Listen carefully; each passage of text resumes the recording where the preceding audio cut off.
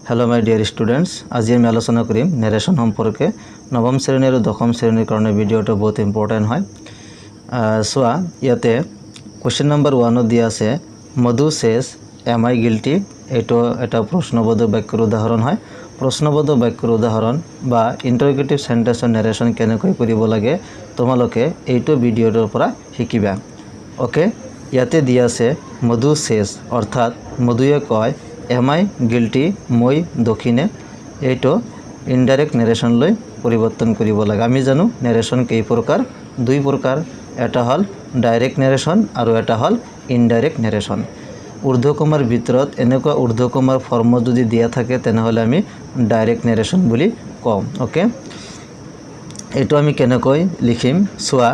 मधु शेष थाकिले कि लिखिब लागे आस्क लिखिब लागे। इंटरगेटिव सेंटेन्स यदि है शेषर परिवर्ते आस्क लिखिब लागे और सेड थाकिले आस्क्ड लिखिब लागे। ओके सो मधु आस्क तार पिছত एने आमी एसार्टिव सेंटेन्स थाकिले कमा ऊर्ध्वकमा उठाई आमी दैट कानेक्टिव बहुवाइसिलु किन्तु इयाते दैटर परिवर्ते इफ बा वेदार बहुवाब लागिब। इफ बा वेदार किय बहुवाब लागिब कारण एटो हल एटा इंटरगेटिव सेंटेन्स प्रश्नमूलक वाक्य। प्रश्नमूलक बा प्रश्नबोधक वाक्यर क्षेत्रत आमी दैटर परिवर्ते कि बहाब लागे इफ बा वेदार। मधु आस्क इफ एटा बहाई दिलु तार पिछे चाब लागिब এই सेंटेन्सটো अर्थात एटो कोनटो टेन्सत दिया आछे एम आई गिल्टी मैं दक्षिणे। एटो यदि आमी एसार्टिवली करूँ तेनहले कि हबो आई एम गिल्टी। एटो तेनहले इयाते मधु सेज मधुए कय एम आई गिल्टी मैं दक्षिणे। इयाते आई माने काक बुझोआ होइसे आई माने मधुक बुझोआ होइसे अर्थात मधुए कय मैं दक्षिणे। आई माने काक बुझोआ होइसे मधु हेइकारणे कि हबो मधु आस्क इफ हि प्रोनाउन व्यवहार हबो। मधुर परिवर्ते आमी कि बहाम हि प्रोनाउन हिसाबे व्यवहार करिम। सो मधु आस्क इफ हि इयाते सोआ एम आछे किन्तु हिर पिছত आमी कि बहाब लागिब इज बहाब लागिब। ओके इज क्यों बहाम कारण शेष दिया आछे शेष प्रेजेंट इनडिफिनिट अर्थात प्रेजेंट टेन्सत आछे भार्बटो किहत आछे प्रेजेंट टेन्सत हेइ कारणे इयाते विभार्बटो प्रेजेंट टेन्सत हबो। इयाते सेड थाकिले इयाते आमी वास लिखिलोहेतेन। ओके इयाते सेड थाकिले वास लिखिलोहेतेन किन्तु इयाते कि दिया आछे शेष हेइ कारणे इयाते आमी कि बहाइছো is. Okay Madhu ask if he is तार पिছত कि आछे गिल्टी गति गिल्टीटो एटो सेम थाकिब और এই प्रश्नबोधक चिन्हटो साइनटो उठी गई इयाते कि बहाब लागिब फुल स्टप दिब लागिब। एटो हल आमार डायरेक्ट नेरेशन और यार आंसारटो हबो आमार indirect narration. Okay Madhu ask if he is guilty. सोआ 2 नम्बरत दिया आछे Raju said to me are you hungry. राजुए मोक কৈছিল आर यू हांग्री तुमी भोकातुर ने अर्थात तुम्हार भोक लागिছে ने এনেকুৱা अर्थ बुझाइছে। सो यार नेरेशनटो चाइ लोৱা राजू सेइडटोर परिवर्ते आमी कि बहाब लागे आस्क्ड। एटो इंटरगेटिव सेंटेन्सर क्षेत्रत। ओके इंटरगेटिव सेंटेन्स बा प्रश्नबोधक वाक्य यदि थाके सेइडटोर परिवर्ते आमी कि बहाब लागे आस्क्ड बहाब लागे। ओके राजू आस्क्ड मी तार पिছত कमा ऊर्ध्वकमा उठी इफ बा वेदार गतिके इफ দিব পারা নহলে वेदार দিব পারা। राजू आस्क्ड मी इफ एतिया सोआ आर यू हांग्री एटो प्रेजेंट टेन्सत आछे सेइडटो यदि इयाते पास्ट टेन्सत थाके भार्बटो यदि पास्ट टेन्सत थाके तेनहले ऊर्ध्वकमार भितरत जितो रिपोर्टेड स्पीच एटोक रिपोर्टेड स्पीच बुली कोৱা হয় एटो रिपोर्टिंग भार्ब बुली कोৱা হয়। এই रिपोर्टिंग भार्बटो यदि पास्ट टेन्सत थाके तेनहले এই रिपोर्टेड स्पीचटो कि हबो करस्पन्डिंग टेन्स হয় अर्थात एटो यदि प्रेजेंट इनडिफिनिट थाके तेनहले इनडाइरेक्ट नेरेशनत पास्ट इनडिफिनिट हबो। प्रेजेंट कन्टिन्युअस थाके तेनहले पास्ट कन्टिन्युअस हबो। प्रेजेंट पारफेक्ट थाकिले पास्ट पारफेक्ट हबो। ओके एटो आमी आगते आलोचना करिছো। इयाते आर यू हांग्री एटो प्रेजेंट इनडिफिनिट टेन्स गतिके एटो कि हबो पास्ट इनडिफिनिट टेन्स लै परिवर्तन हबो। राजू सेड टू मी राजुए मोक কৈছিল आर यू हांग्री तुमी भोकातुर ने इयाते इउ माने काक बुझोआ होइसे राजू सेड टू मी राजुए जेहेतु मोक কৈছিল आर यू हांग्री तुमी हांग्री अर्थात मिक बुझाइছে इउ माने मी अर्थात मोक बुझाइছে हेइ कारणे इयाते कि बहाब लागिब आई बहाब लागिब। आमी तो डायरेक्ट इयाते मी बहाब नोवारो हेइ कारणे मिर परिवर्ते कि बहाम आई। Raju asked me if I এতিয়া आर आसिल एते इउ थकार कारणे आर ইয়াতে আই থকাৰ কাৰণে কি বহাব লাগিব ওয়াজ ওকে কি বহাব লাগিব ওয়াজ ইয়াতে ইজ আইৰ পৰিৱৰ্তে কিয় আইৰ পিছত কিয় ওয়াজ বহিছে কাৰণ এইটো past tense দিয়া আছে এইটো past tense অৰ্থাৎ ৰিপৰ্টিং ভাৰ্বটো past tense দিয়াৰ কাৰণে এইটো আমি কি কৰিব লাগিব এইটো past tense লিখিম corresponding tense হ'ব এইটো present tense গতিকে এইটো past tense লৈ হ'ব corresponding tense মানে present indefinite থাকিলে past indefinite present continuous থাকিলে past continuous এইটো চাব লাগিব ঊৰ্ধ্বকমাৰ ভিতৰত থকা বাক্যটো কোনটো টেন্সৰ হয় ওকে তেনেহলে কি হ'ব if I was hungry okay if I was hungry ইয়াতে ফুল স্টপ বহিব Raju asked me if I was hungry question number 3 চোৱা Gita said to me are you ready গীতাই মোক কৈছিল তুমি প্ৰস্তুত নে তুমি ৰেডি নে আগৰ নিচিনাকৈ আমি লিখি যাম প্ৰথমে আহিব গীতা এতিয়া said to পৰিৱৰ্তে আমি কি বহাব লাগিব asked বহাব লাগিব Gita asked me if are you মানে মিক বুজোৱা হৈছে সেই কাৰণে এতে কি I এতিয়া এটো said to অৰ্থাৎ past tense আছে তেনেহলে corresponding tense হ'ব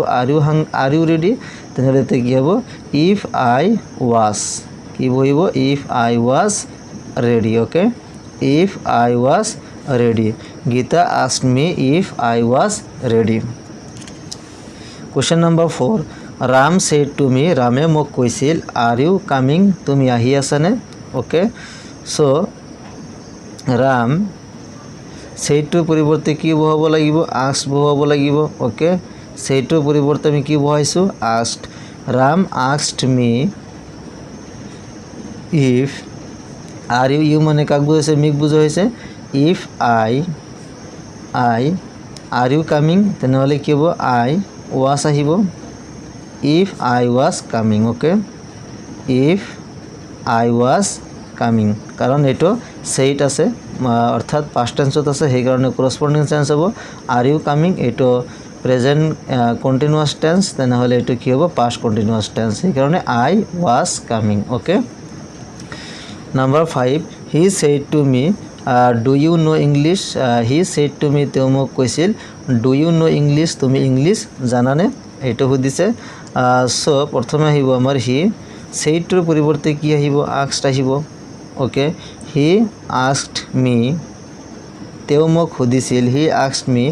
do you know English তুমি ইংলিশ জানানে do you know তুমি ইংলিশ জানানে ইউ মানে কাক বুজাইছে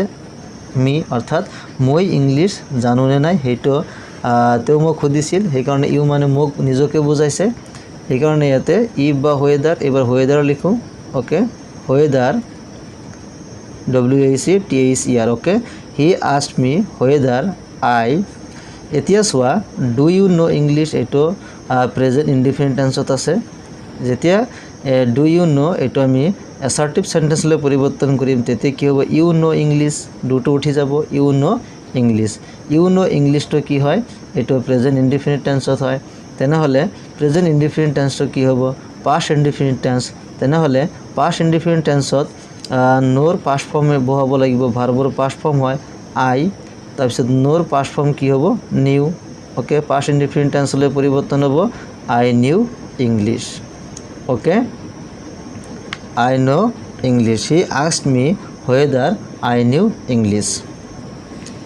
question number 6 he said to me have you seen the Taj Mahal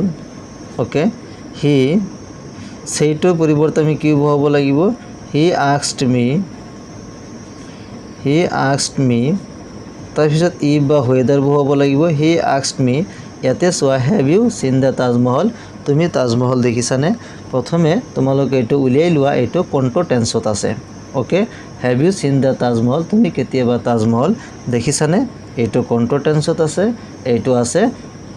present perfect টেন্সত এতিয়া প্ৰেজেন্ট পাৰফেক্ট টেন্সত যদি থাকে ৰিপোৰ্টেড স্পিচ অৰ্থাৎ ঊৰ্ধ্বকমাৰ ভিতৰত থকা বাক্যটো যদি প্ৰেজেন্ট পাৰফেক্ট টেন্সত থাকে তেনেহলে ইয়াৰ ইনডাইরেক্ট নারেশন কি হ'ব পাস্ট পারফেক্ট হ'ব প্রেজেন্ট পারফেক্ট থাকিলে কি হয় পাস্ট পারফেক্ট প্রেজেন্ট ইনডিফিনিট থাকিলে কি হয় past indefinite okay have you মানে মি অর্থাৎ নিজকে বুজাইছে ইফ আই